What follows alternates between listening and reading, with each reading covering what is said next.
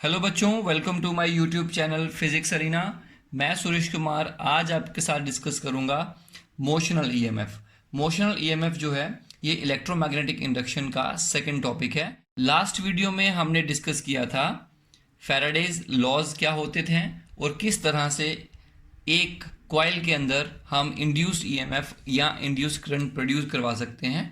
इसके अलावा last video में हमने लेंज लॉ भी पढ़ा था। लेंज लॉ क्या होता है? Faraday first law, Faraday second law. Faraday second law के अकॉर्डिंग जो इंड्यूस्ड ईएमएफ होती है वो होगी minus d phi by d T.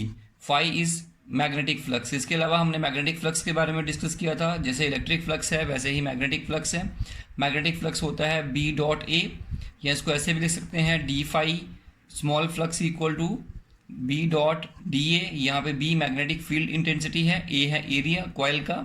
या फिर इसको फ्लक्स को ऐसे भी लिख सकते हैं phi B equal to integration B dot A. इस तरह से लिखा जा सकता है। और आज हम डिस्कस करेंगे मोशनल ईएमएफ। तो चलिए स्टार्ट करते हैं। बच्चों देखिए, मैं यहाँ पे एक डायग्राम बना के आपको समझाने की कोशिश करता हूँ।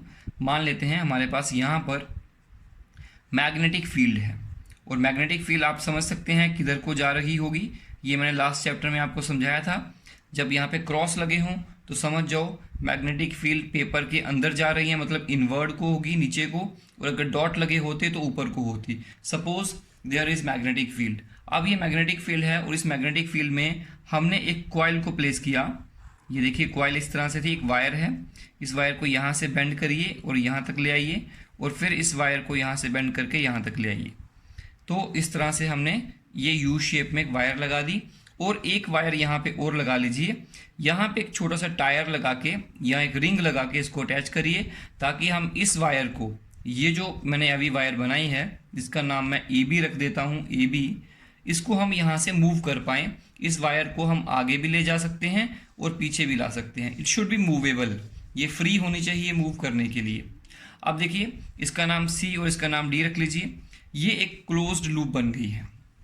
अब मैं कह रहा हूँ आपको कि इस कॉइल को इस तरफ मूव करिए विद वेलोसिटी v।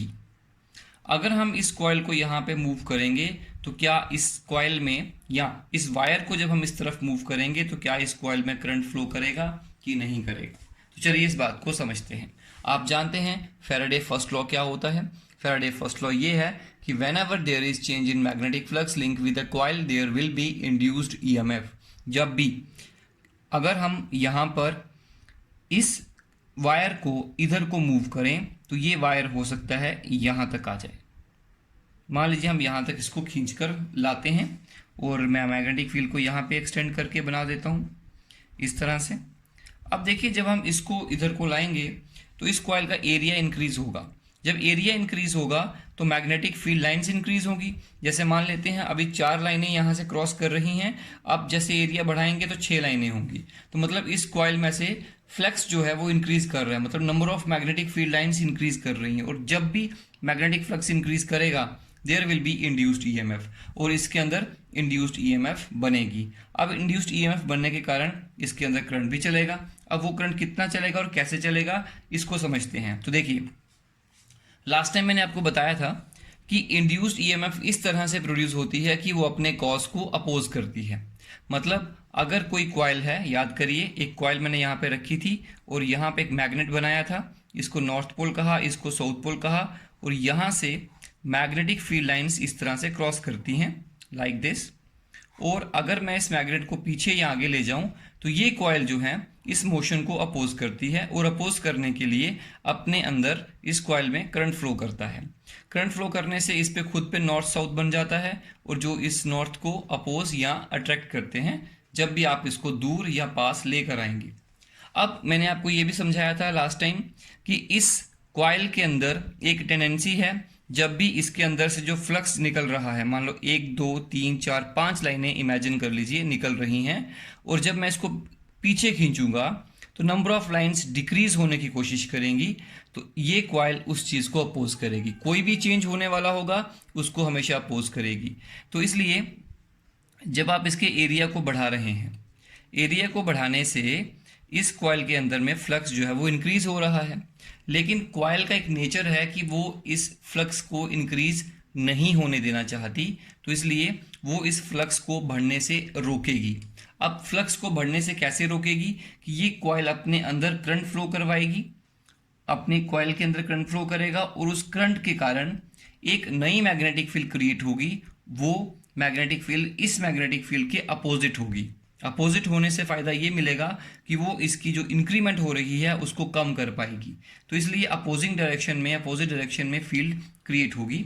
तो इसलिए अगर मैग्नेटिक फील्ड नीचे को जा रही है और नीचे की तरफ मैग्नेटिक फील्ड इंक्रीज हो रही है, जब इसको हम बाहर को ले जा रहे हैं, तो ये कॉइल में करंट इस तरह से फ्लो करेगा कि वो ऊपर की तरफ मैग्नेटिक फील्ड बनाएगा। और जब ऊपर की तरफ मैग्नेटिक फील्ड बनाएगा तो वो इस मैग्नेटिक फील्ड को अपोज करेगी। और ऊपर को मैग्नेटिक फील्ड बनाने के लिए इसमें करंट किस तरह से चलना चाहिए, एंटी क्लॉकवाइज। आप जानते हैं जब करंट एंटी क्लॉकवाइज फ्लो करेगा तो ऊपर वाला फेस नॉर्थ होता है और नीचे वाला फेस साउथ होता है। तो बच्चों ऊपर वाला फेस नॉर्थ होना चाहिए क्योंकि लाइनें ऊपर को बनेंगी इसकी, इसलिए इस कॉइल का करंट जो है वो एंटी क्लॉकवाइज फ्लो करेगा जब हम इसको बाहर को लेकर जाएंगे। तो इस तरह से करंट इसमें फ्लो करेगा। अब देखिए बच्चों दूसरी बात, अगर मैं इसी वायर को इस तरफ लेके जाऊं तो क्या होगा, तो कहेंगे अगर इस वायर को अंदर की तरफ लेके जाएंगे तो फ्लक्स डिक्रीज करेगा। फिर से कॉइल चाहती है कि फ्लक्स डिक्रीज ना करे, इसलिए वो उसको इंक्रीज करना चाहेगी। इसलिए उसके अंदर करंट इस तरह से फ्लो करेगा कि वो उस फ्लक्स को इंक्रीज करेगी, रीइंफोर्स करेगी। तो इसके अंदर क्लॉकवाइज करंट फ्लो होगा। उससे क्या होगा कि मैग्नेटिक फील्ड नीचे को बनेगी, वो मैग्नेटिक फील्ड इस मैग्नेटिक फील्ड को रीइंफोर्स करेगी, बढ़ाने की कोशिश करेगी, कम नहीं होने देगी। इसलिए जब वायर को अंदर की तरफ लाएंगे तो करंट क्लॉकवाइज, और जब बाहर की तरफ लाएंगे तो करंट एंटी क्लॉकवाइज। तो एक तरह से ऐसे कह लीजिए, anti clockwise clockwise, anti clockwise clockwise, anti clockwise clockwise. मतलब करंट ऐसे जाएगा, फिर ऐसे फ्लो करेगा, फिर ऐसे फ्लो करेगा, फिर ऐसे फ्लो करेगा। तो कहीं ना कहीं करंट की डायरेक्शन बार बार बदल रही है। इस तरह से यहाँ पर ईएमएफ प्रोड्यूस होती है। अब बच्चों इस ईएमएफ का डेरिवेशन हमें करना है, तो चलिए देखते हैं। मान लेते हैं इस वायर की लेंथ L है, यहाँ से लेके यहाँ तक का, और यहाँ से लेके यहाँ तक का x डिस्टेंस है, और ये जो आपने यहाँ पे लेंथ को इसको लाया, let it be delta x, ये हो गया। अब मुझे बताइए final area change in flux कितना होगा। सबसे पहले मैं कैलकुलेट करूँगा चेंज इन फ्लक्स। तो चेंज इन फ्लक्स जो होता है that is equal to final flux minus initial flux. शुरू में फ्लक्स का फॉर्मूला क्या होता है, फ्लक्स होता है B इंटू ए। लेकिन बिल्कुल अगर नंबर ऑफ टर्न्स n है तो फिर मैं लिखूंगा n इंटू एन बी ए। अगर नंबर ऑफ टर्न्स n है तो मैं मान लेता हूँ नंबर ऑफ टर्न एक ही है, तो φ2 माइनस φ1 करना है। तो अब देखिए यहाँ पे b और a को लिखना पड़ेगा, b इंटू ए, तो b into A2 minus b into A1। Magnetic field की वैल्यू तो वही रहेगी यहाँ पे, इसलिए b ये किया मैंने। अब बताओ एरिया 2 कितना है, फाइनल एरिया कितना है, तो कहेंगे x plus delta x multiply length, तो b into x plus delta x into length multiply breadth is the area, minus b into A1। What is A1? A1 is the initial area, x into L, XL, that is इसको अंदर multiply करिए, B x L plus B delta x L minus B x L, तो ये दोनों cancel हो गए, या आया B L into delta x, ये निकला। इसके आगे और कंटिन्यू करते हैं, देखिए। तो therefore according to Faraday's second law, अगर आपने फैराडे लॉ नहीं पढ़ा तो आप इससे पहले वाला वीडियो ज़रूर देखिएगा। According to Faraday's second law, induced EMF is equal to change in flux, मतलब d phi upon d t, change in flux upon time taken, that is equal to, in magnitude लिख रहा हूं, अगर पूरा लिखना है तो माइनस भी आना चाहिए था, according to Lenz law. Change in flux कितना है, बी एल डेल्टा एक्स, और बच्चों यहाँ से यहाँ जाने में टाइम जो लगा let it be delta T, तो यहाँ पे आएगा delta T, that is equal to B L delta X upon delta T, और delta X upon delta T होता है distance upon time, that is equal to speed. तो EMF जो है वो कितनी आएगी, B L into we, V for velocity, किसका वेलोसिटी, इस वायर का वेलोसिटी, क्योंकि इसने डेल्टा एक्स डिस्टेंस कवर किया है, मान लीजिए डेल्टा टी टाइम में, तो total distance covered upon total time is the average velocity. तो this is the induced EMF, और इस इंड्यूस्ड ईएमएफ को कहते हैं मोशनल ईएमएफ। मोशनल ईएमएफ, क्योंकि मोशन करने से ईएमएफ इंड्यूस हुई है इसलिए कहेंगे इसको motional EMF. So this type of induced EMF is known as motional EMF. This topic is very important बच्चों, इसको ध्यान से समझिएगा। तो याद रखिएगा BLV, EMF equal to BLV। अब इस कॉन्सेप्ट को थोड़ा सा और डिटेल में एक बार फिर से समझते हैं। तो देखिए फिर से वापस आते हैं इसके ऊपर। इसमें एक चीज देखिएगा, जैसे हम इस वायर को यहां से यहां ले जा रहे थे तो इस सर्किट में करंट फ्लो हुआ। अब मैं ये जानना चाहता हूं कि जब इसमें करंट फ्लो हुआ तो इसमें इस करंट को हम कहेंगे induced current, this is called induced current. लेकिन करंट तो तब फ्लो करेगा जब इंड्यूस्ड ईएमएफ बनेगी, बिल्कुल। तो इंड्यूस्ड ईएमएफ इसमें किस प्रकार से बनी, किस तरह से बनी, जिसकी वजह से करंट फ्लो हुआ। तो ये जो वायर है बेसिकली हम ऐसे भी इसको समझा सकते हैं कि इस वायर में पोलैरिटी आई, इस वायर में एक जगह प्लस आया एक जगह माइनस आया। अब मुझे ये समझना है कि प्लस कहाँ आया माइनस कहाँ आया। अगर मैं ऐसा करता हूँ कि यहाँ प्लस लगा देता हूँ और यहाँ माइनस लगा देता हूँ कि मैं इसमें पोलैरिटी प्लस माइनस के ईएमएफ आई, जब इसमें ईएमएफ आई पोटेंशियल डिफरेंस आया तो करंट इस तरह से फ्लो हुआ। तो हमारे मन में डाउट आता है कि करंट यहाँ से नेगेटिव से पॉजिटिव जाएगा क्या? बिल्कुल नेगेटिव से पॉजिटिव जाता है, because this wire acts like a battery cell. आप देख सकते हैं एक सेल लीजिए, उसके साथ में एक रेजिस्टेंस लगाइए, करंट कैसे फ्लो करेगा इस तरह से। तो अब सेल के बाहर करंट पॉजिटिव टर्मिनल से नेगेटिव टर्मिनल जाता है, सेल के अंदर नेगेटिव से पॉजिटिव जाता है। वैसे ही ये एक सेल की तरह काम कर रही है रॉड जिसको हम मूव करा रहे हैं, उसका एक किनारा पॉजिटिव हो जाएगा एक किनारा नेगेटिव हो जाएगा, और पॉजिटिव नेगेटिव होने से ये करंट उसके बाहर फ्लो करेगा पॉजिटिव से नेगेटिव और अंदर फ्लो करेगा नेगेटिव से पॉजिटिव। इस तरह से इसको समझाया जा सकता है। लेकिन अब क्वेश्चन ये है कि इसको मूव करने से यहाँ पर पोलैरिटी कैसे बनी। चलिए इस बात को डिटेल में समझते हैं। तो बच्चों मान लेते हैं हमारे पास यहाँ पर मैग्नेटिक फील्ड है, there is a magnetic field going inside, अंदर है मैग्नेटिक फील्ड, और इस मैग्नेटिक फील्ड में एक वायर को हमने यहाँ पर प्लेस कर दिया। There is a wire like this, एक वायर है, ये वाली वायर। हमारी मर्जी है इस वायर को बाद में मैं सर्किट से कंप्लीट सर्किट क्लोज सर्किट करूंगा कि नहीं करूंगा। लेकिन अगर इस वायर के अंदर इसको वायर को मैं इस तरह से फ्लो करवाऊंगा, इस तरह से मूव करवाऊंगा, पर एक बात याद रखिएगा वायर की लेंथ जो है वो इस तरह से है और मैग्नेटिक फील्ड अंदर को है। कहने का मतलब मैग्नेटिक फील्ड की डायरेक्शन और वायर की लेंथ आपस में दोनों परपेंडिकुलर होनी चाहिए, और जिस तरफ आप इसको मूव करा रहे हैं वो भी उन दोनों के परपेंडिकुलर होना चाहिए। मतलब फिर से सुनिए, velocity should be perpendicular to length and length should be perpendicular to magnetic field। तीनों फैक्टर्स, इसकी लंबाई, इसकी लेंथ, इसकी वेलोसिटी, स्पीड और मैग्नेटिक फील्ड की डायरेक्शन, तीनों आपस में परपेंडिकुलर होंगे तभी ऐसा सिचुएशन बनेगा, अदरवाइज नहीं बनेगा। अगर आप इसको मूव कराएंगे तो क्या होगा? अब ये कंडक्टर है और कंडक्टर के अंदर फ्री इलेक्ट्रॉन्स प्रेजेंट होते हैं। There are so many free electrons in a conductor. आप इसको यहाँ पे भी देख सकते हैं, there are so many free electrons in a conductor and they are uniformly distributed. बिल्कुल सही। जब हम इसको मूव कराएंगे तो ये सारे के सारे फ्री इलेक्ट्रॉन्स मैग्नेटिक फील्ड में परपेंडिकुलर मूव कर रहे हैं, बिल्कुल। और जब भी कोई चार्ज पार्टिकल किसी मैग्नेटिक फील्ड में परपेंडिकुलर मूव करता है, इट एक्सपीरियंस अ फोर्स, उस पर फोर्स लगेगी। जब इस पर फोर्स लगेगी, वो फोर्स कैसे लगेगी बोलेंगे, उसका तरीका होता है। फोर्स का फॉर्मूला क्या होता है, बिल्कुल अभी बताते हैं। फोर्स का जो फॉर्मूला होगा that is equal to F equal to Q V cross B।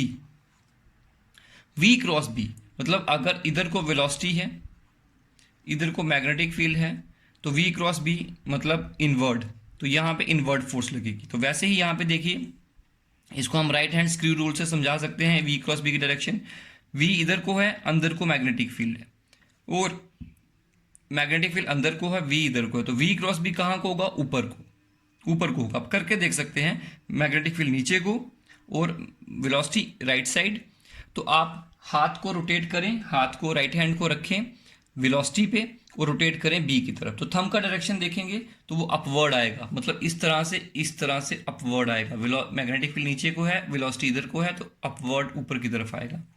तो लेकिन यहाँ पर इलेक्ट्रॉन्स हैं, फ्री इलेक्ट्रॉन बहुत सारे, और यहाँ पे चार्ज हम पॉजिटिव लेते हैं। अगर हम यहाँ पे इलेक्ट्रॉन लेते हैं since it is negative charge, इसलिए उस पर नेगेटिव पे फोर्स नीचे को लगेगी, पॉजिटिव पे ऊपर को लगेगी। वी क्रॉस बी पॉजिटिव की फोर्स बताता है। अगर मैं यहाँ पे माइनस साइन लिख दूंगा तो वी क्रॉस बी के अपोजिट में फोर्स लग जाएगी माइनस साइन होने की वजह से, बिकॉज इलेक्ट्रॉन इज नेगेटिव। इसलिए इलेक्ट्रॉन पे वो जो मैग्नेटिक फोर्स लगेगी इसके मोशन के कारण वो डाउनवर्ड लगेगी। इसके कारण इलेक्ट्रॉन जो होंगे वो इस किनारे पर ज़्यादा इकट्ठे आके हो जाएंगे और इस किनारे पर पीछे पॉजिटिव चार्ज बच जाएगा। There will be a positive charge, और यहाँ क्या आ जाएगा, नेगेटिव चार्ज। बिल्कुल। अब नीचे की तरफ फोर्स लगती रहेगी, हम इसको मूव करे जा रहे हैं, नीचे को लॉरेंस फोर्स लग जा रही है। लॉरेंस फोर्स मैग्नेटिक फोर्स कितनी लग रही है, that is e v B, मतलब ये q v B sine theta वो 90 डिग्री हो गया, ई वी बी फोर्स लग रही है। इसके बाद दूसरी बात यहाँ पे ये भी है कि जब यहाँ पे पॉजिटिव हो गया, यहाँ पे नेगेटिव हो गया, मैं डायग्राम को फिर से बना लेता हूँ एक बार। ये आपका मैं जूम करके बना रहा हूँ, यहाँ पे आ चुका है पॉजिटिव आया नहीं था, इलेक्ट्रॉन इसको छोड़ के जा चुके थे, तो यहाँ पे पॉजिटिव बचा और यहाँ पे नेगेटिव आ रहा है। और जो भी इलेक्ट्रॉन्स है वो नीचे की तरफ इस पर फोर्स लग रही है, there are so many electrons. लेकिन ये फोर्स कब तक लगती रहेगी, तो बच्चों जैसे ही ये फोर्स नीचे को लगेंगी, जब इसको मूव कर रहे हैं, ये मैग्नेटिक फोर्स लग रही है ई वी बी, नेगेटिव इकट्ठा हो रहा है यहाँ पे, पॉजिटिव कम्युलेटर है ऊपर, इसके कारण क्या होगा कि यहाँ पे इलेक्ट्रिक फील्ड इस्टेब्लिश हो जाएगी। इसके अंदर, इस वायर के अंदर इलेक्ट्रिक फील्ड इस्टेब्लिश हो जाएगी, और वो इलेक्ट्रिक फील्ड जो है वो फर्दर इलेक्ट्रॉन्स के फ्लो को अपोज करेगी। और एक टाइम आएगा कि लॉरेंस फोर्स जो नीचे को लग रही है और इलेक्ट्रिक फील्ड ऐसे बनेगी, और इलेक्ट्रिक फोर्स नेगेटिव चार्ज पे ऊपर को लगेगी, पॉजिटिव इनको ऊपर को खींचेगा। तो एक टाइम आएगा कि इन इलेक्ट्रॉन्स पे नीचे को लगेगी मैग्नेटिक फोर्स लग रही है और ऊपर को लगने लगेगी electric force, because of the electric field created because of this two accumulated charges. तो ये दोनों जिस टाइम पे बराबर हो जाएंगी तो फर्दर इलेक्ट्रॉन्स का नीचे को जाना बंद हो जाएगा और इक्विलिब्रियम स्टेट आ जाएगी, और यहाँ पे पोलैरिटी क्रिएट हो जाएगी इस वायर के एंड्स पे, एंड हेंस इंड्यूस्ड ईएमएफ, और यहाँ पे कुछ पोटेंशियल डिफरेंस क्रिएट हो जाएगा। इसका मतलब at equilibrium electric force is equal to magnetic force, मतलब क्यू ई, इलेक्ट्रिक फोर्स होती है q E, that is q v B. बिल्कुल, क्यू गेट कैंसिल, मैं यहाँ पे क्यू लिख लेता हूँ इलेक्ट्रॉन की जगह, तो यहाँ पर क्या आएगा, E equal to v B. सही है। अब ये हमारे पास बन गया E equal to v B. अब हम जानते हैं कि इलेक्ट्रिक फील्ड जो होती है वो होती है पोटेंशियल डिफरेंस अपॉन लेंथ। बिल्कुल, ये हमने फॉर्मूला कब पढ़ा हुआ है, ये हमने इलेक्ट्रोस्टैटिक्स में फॉर्मूला पढ़ा था, तो ये फॉर्मूला हम यहाँ पे यूज़ करेंगे। तो यहाँ पे आएगा V potential difference upon length equal to velocity into magnetic field, इस तरह से आएगा। और ये बेसिकली जो है ये है आपका EMF, that is potential difference जो है वो EMF होता है। तो यहाँ से V जो है वो आएगा BLV। तो V को हम ऐसे भी लिख सकते हैं EMF, पोटेंशियल डिफरेंस को EMF कह सकते हैं।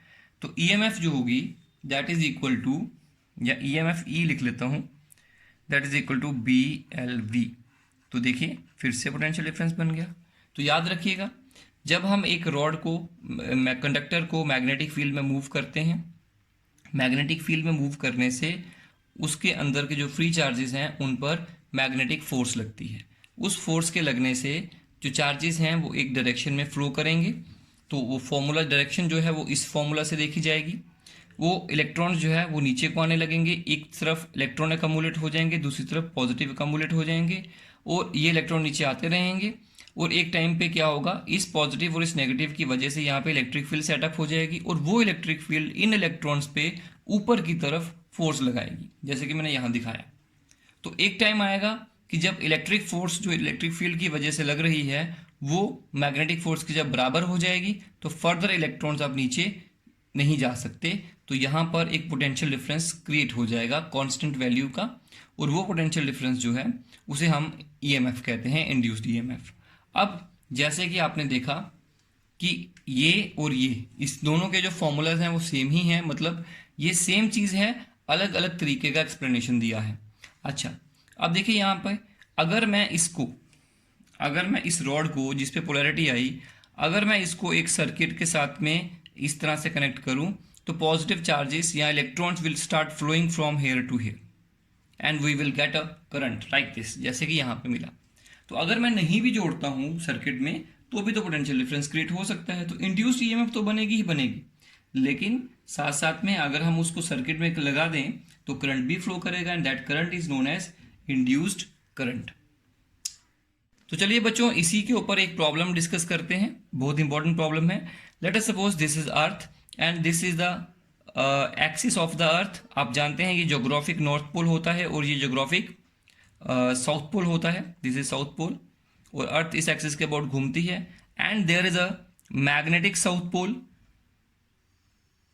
And this there is a magnetic north pole. और इसकी जो मैग्नेटिक फील्ड है अर्थ की वो कुछ इस तरह से बनती है, मैं यहाँ पे इसको ज्वाइन कर लेता हूँ, और जो अर्थ की मैग्नेटिक फील्ड है वो कुछ इस तरह से बनेगी, यहाँ से लाइनें निकलेंगी और यहाँ पे एंटर होंगी आके लाइक दिस।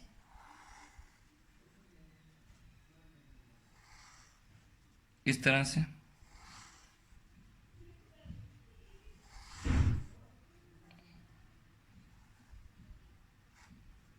ये अर्थ का मैग्नेटिक फील्ड है, इस तरह से earth has its own magnetic field. अब बच्चों this is equator, this is equator.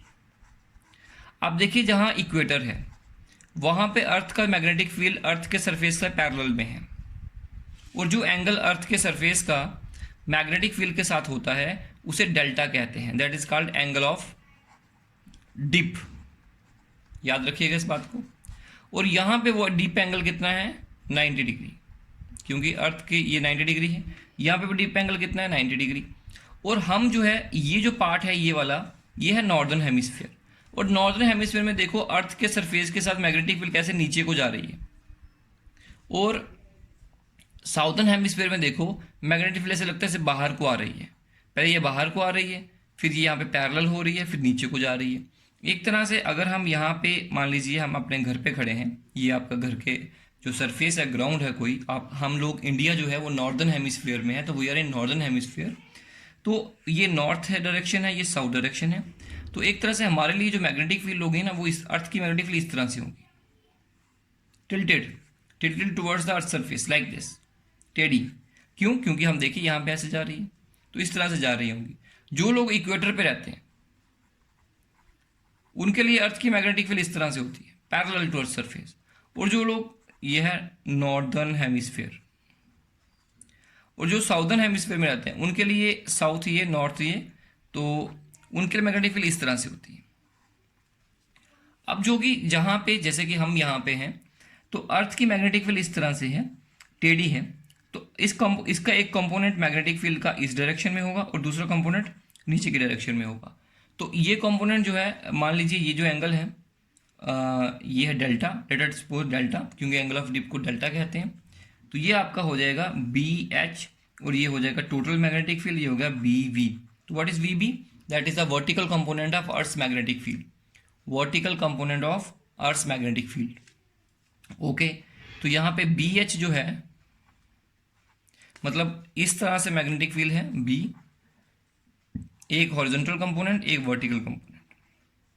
ये एंगल डेल्टा होता है तो इसका नाम हो जाएगा बी कॉस डेल्टा, और इसका नाम हो जाएगा बी साइन डेल्टा। तो B cos delta equal to B H horizontal component and B V equal to B sine delta, and that is total earth की total magnetic field is a B. Okay, तो चलिए एक problem इसी के ऊपर करते हैं, देखते हैं क्या है। मान लीजिए हमारे पास एक एरोप्लेन है, there is a aeroplane, is aeroplane, और ये जो एरोप्लेन है इस तरह से यहाँ को मूव कर रहा है आगे, और इसकी स्पीड है, the speed is 1080 kilometre per hour, और इसका जो विंग स्पैन है यहाँ से लेके यहाँ तक का जो डिस्टेंस है विंग्स का वो है 40 मीटर, 40 मीटर इसका विंग स्पैन है। डन। मेटल का बना होता आप जानते हैं, और अर्थ की जो मैग्नेटिक फील्ड है it is moving in northern hemisphere, बिल्कुल हॉरिजॉन्टल फिक्स ऑल्टीट्यूड पे ये एक फिक्स स्पीड के साथ मूव कर रहा है। और आप जानते हैं अर्थ की मैग्नेटिक फील्ड कहाँ को होती है, नीचे को। कौन सी वाली, वर्टिकल कंपोनेंट जो है वो नीचे को रहता है, जैसे मैंने अभी पढ़ा है। जैसे कि बारिश नीचे को गिर रही होती है, वैसे अर्थ की मैग्नेटिक फील्ड ऐसे होती है। और देखिए ये जो है ये इस अर्थ की मैग्नेटिक फील्ड के अंदर मूव कर रहा है और उसको काट रहा है। मैंने अभी बताया आपको कि अगर कहीं पे मैग्नेटिक फील्ड है, मान लीजिए इस तरह से है नीचे की तरफ, और अगर कोई रॉड इसमें से गुजरेगी और इस तरह से गुजरेगी कि वो लाइनों को काटेगी इस तरह से। जैसे बच्चों हम साग काटते हैं, साग आपने देखा होगा, सरसों का साग। तो साग को चाकू से काटते हैं तो किस तरह से काटते हैं मैं आपको बताता हूँ। देखिए मान लीजिए ये जो है मेरा हैंड, ये साग के स्ट्रैंड्स हैं। तो ये साग के धागे वो जो हैं उनकी फाइबर्स हैं, और साग को हम हमेशा इस तरह से काटते हैं, लाइक दिस इस तरह से। बच्चों साग इस तरह से नहीं कटता, ना ही साग इस तरह से कटता है, ना ही साग इस तरह से कटता है। साग को काटने का एक ही तरीका है, आपको इस चाकू को इस तरह से चलाना पड़ेगा। अब इन साग के स्ट्रैंड्स को आप मान लीजिए फील्ड लाइंस, और इसको मान लीजिए रॉड जिसमें हमने मैग्नेटिक फील्ड प्रोड्यूस करवानी है। तो बस साग कटना चाहिए, अगर साग कट गया तो समझो इंड्यूस्ड ईएमएफ बनेगी, और अगर साग नहीं कटा तो नहीं बनेगी। अब बताइए ये रॉड है, अगर मैं इसको मैग्नेटिक फील्ड में इस तरह से मूव करूं तो क्या इसमें इंड्यूस्ड ईएमएफ बनेगी? बिल्कुल बनेगी, क्योंकि लाइनें नीचे को हैं और ये चाकू इस तरह से चल रहा है तो साग को काटेगा बिल्कुल। अगर मैं किसी रॉड को इस तरह से मूव करूंगा तो मैग्नेटिक फील्ड लेंस नीचे को है और मैं ऐसे मूव कर रहा हूं तो साग कटेगा? नहीं कटेगा, इसलिए नहीं बनेगी। अब देखिए ये जो विंग्स हैं ये भी एक रॉड की तरह है, स्ट्रेट रॉड की तरह है। विंग्स को थोड़ा सीधा करके देख सकते हैं। और ये जो नीचे को आ रही हैं फील्ड लाइंस, ये विंग्स उसको काट रहे हैं जब उसमें से गुजर रहे हैं। तो इसका मतलब इसके अंदर भी इंड्यूस्ड ईएमएफ बनेगी, और कितनी बनेगी वो हमें निकालना पड़ेगा। दैट इज, एक बार और चीज़ ये है, वर्टिकल कंपोनेंट जो है मैग्नेटिक फील्ड का हमें उसका यूज़ करना है। तो वो ऑलरेडी हमें गिवन में है, दैट इज 1.75 इंटू 10⁻⁻5। कई बार नहीं भी दिया होता तो आपको निकालना पड़ेगा इस फॉर्मूला का यूज़ करके। टोटल फील्ड दी होती है, वर्टिकल वाला निकाल लो क्योंकि वर्टिकल को काट रहा है। अब देखिए therefore induced EMF across the component across the ends of the magnet this aeroplane कितनी होगी? इंड्यूस्ड ईएमएफ जो बनेगी जब एरोप्लेन चल रहा है, that is E equal to BLV। B कितना है? 1.75 इंटू 10⁻⁻5 टेस्ला। लेंथ कितनी है इसकी? 40, और आगे क्या है? 1080। कन्वर्ट करके लिखिए, दैट विल बिकम 300 मीटर पर सेकेंड। तो बच्चों जब इसका कैलकुलेशन करेंगे you will come to know about कि 0.21 वोल्ट जो है वो ईएमएफ बनेगी। तो मतलब एक जहाज जब मूव कर रहा होता है तो वो भी अर्थ की मैग्नेटिक फील्ड के वर्टिकल कंपोनेंट को काटता है, और जब वो काटेगा तो उसके विंग्स के क्रॉस भी इंड्यूस्ड ईएमएफ बनती है, लेकिन बहुत कम बनती है, दैट इज नेग्लिजिबल। तो ये एक सवाल हमने सीखा। इसी तरह का सवाल एनसीईआरटी में भी है, आप प्लीज़ उसको ट्राई करिएगा, और इसके एग्ज़ाम में आने के चांसेस भी बहुत से होते हैं। तो चलिए इसके बाद नेक्स्ट टॉपिक डिस्कस करते हैं। तो बच्चों नेक्स्ट लॉ में देखिए कि हम क्या पढ़ेंगे, that is motional EMF in a rotating rod. एक रोटेटिंग रॉड है, उसके अंदर मोशनल ईएमएफ कितनी होगी? तो देखिए बच्चों यहाँ पे मान लेते हैं मैग्नेटिक फील्ड प्रेजेंट है। ये आप जानते हैं मैग्नेटिक फील्ड किधर को जा रही होगी? ऑब्वियसली ये डाउनवर्ड ही जा रही होगी। और यहाँ पर एक रॉड को इमेजिन कर लीजिए, एक वायर है, मेटल कंडक्टर है, और कंडक्टर जो है वो इस तरह से है, ये उसका सेंटर है। इस कंडक्टर को आप इस डायरेक्शन में मूव करें विद वेलोसिटी v, इस एंड को फिक्स रखें तो that will rotate like this, इस तरह से वो रोटेट करेगा। और ये कंडक्टर जो है ये पूरा एक चक्कर लगाएगा इस तरह से। मान लीजिए मैग्नेटिक फील्ड यहाँ पर भी है। ओके, अब बताइए अगर मैं इस कंडक्टर को जिसकी लेंथ L है, इसको इस तरह से इसको फिक्स करके इसको गोल गोल घुमाऊंगा तो क्या इसके अंदर इंड्यूस्ड ईएमएफ बनेगी कि नहीं बनेगी? तो पहली बात, जब इसको घुमाएंगे तो क्या साग कटेगा? बिल्कुल कटेगा। देखिए लाइनें नीचे को है, ये ऐसे चलेगा तो लाइनें कटेंगी, तो इसलिए इसके अंदर इंड्यूस्ड ईएमएफ बनेगी। अब कितनी बनेगी वो देखिए, induced EMF that is equal to E equal to, अब मुझे बताइए इस हिस्से, इस एंड का वेलोसिटी कितना है v, इस एंड का वेलोसिटी कितना है 0, तो इसका एवरेज वेलोसिटी क्या होगा, तो एवरेज वेलोसिटी जो इसकी निकलेगी that is equal to 0 plus v/2। इन दोनों के एंड्स का वेलोसिटी का एवरेज ले लीजिए, दैट इज v/2 आएगा। इसलिए फॉर्मूला बनेगा BL v/2, that is induced EMF equal to 1/2 VLV। तो रोटेटिंग रॉड में कितना इंड्यूस्ड ईएमएफ बनता है 1/2 VLV। कभी कभार क्या होता है, इस पे न्यूमेरिकल जब आएगा तो आपको इसकी वेलोसिटी नहीं एंगुलर वेलोसिटी दी जाती है। तो आप जानते हैं v equal to r into omega, r is the radius, omega is the angular speed, v is the linear velocity, और omega equal to 2 pi into frequency भी होता है। तो यहाँ पे हम यूज कर सकते हैं इसको कि E इक्वल टू ऐसे भी लिखा जा सकता है 1/2 B L into we, v r omega, radius यहाँ पे L है तो यहाँ पे आएगा L omega, that is induced EMF equal to 1/2 B L square omega. तो एक फॉर्मूला ये बन गया, let it be 1, this is 2 formula. फिर से देखिए इसको ऐसे भी लिखा जा सकता है, और ईएमएफ इक्वल टू, देखिए ओमेगा का वैल्यू 2 पाई एफ, तो यहाँ पे लिखूंगा 1/2 B into L square into 2 pi into frequency. ये देखिए 2 कैंसिल हो गया, तो ईएमएफ कितनी आएगी BL square pi into F. This is the another formula in terms of frequency, in terms of angular frequency, in terms of velocity. जो भी है यूज कर सकते हैं न्यूमेरिकल्स में, आप यही याद रखिए, यहीं से सारे निकाले जा सकते हैं। चलिए एक कंसेप्चुअल क्वेश्चन और डिस्कस करते हैं इसके अंदर। देखिएगा, अगर एक रॉड मेरे पास इस तरह से एक सी टाइप की रॉड है, इस तरह से देखिए, और कुछ इस तरह से ये बनी हुई है, ये कंडक्टर है, और एक और रॉड है लाइक दिस, वो इसके अंदर इस तरह से एडजस्टेड की गई है, दे आर मूवेबल, और उसको हमने ऐसे करके यहाँ पे एडजस्ट किया हुआ है लाइक दिस, और दे आर मूवेबल। ये इधर को आ रही है और ये इधर को आ रही है विद वेलोसिटी v, दोनों एक दूसरे की तरफ आ रहे हैं, और यहाँ पर मैग्नेटिक फील्ड प्रेजेंट है। हमें बताना है कि इसके अंदर इंड्यूस्ड ईएमएफ कितनी बनेगी। करंट चलेगा, बिल्कुल चलेगा, तो इंड्यूस्ड ईएमएफ कितनी बनेगी। तो बच्चों देखिएगा, ये अगर ये नहीं चलता, सिर्फ इसको ला रहे होते तो एरिया बदल रहा होता। जब एरिया कम होगा मैग्नेटिक फील्ड लाइंस कम होंगी, इसके अंदर से गुजरेंगी, तो whenever there is change in flux there is induced EMF, इसमें इंड्यूस्ड ईएमएफ बनेगी। लेकिन जो एक दूसरे की तरफ आ रहे हैं, इनका रिलेटिव वेलोसिटी देखो, तो इसका जो रिलेटिव वेलोसिटी होगा इस रॉड का with respect to this, that is equal to 2v। Yes 2v होगा, क्योंकि अपोजिट डायरेक्शन में वेलोसिटीज को ऐड करते हैं, सेम डायरेक्शन में होती तो माइनस करते हैं। इसलिए यहाँ पे इंड्यूस्ड ईएमएफ कितने बनेगा BL 2v, that is B 2 times LV। This is the formula. तो इस तरह से बच्चों हम इन चीज़ों को समझते हैं। There are so many questions over it, मैं आपको ग्रुप में भेज दूंगा, आप प्लीज़ इस पर ट्राई करिएगा।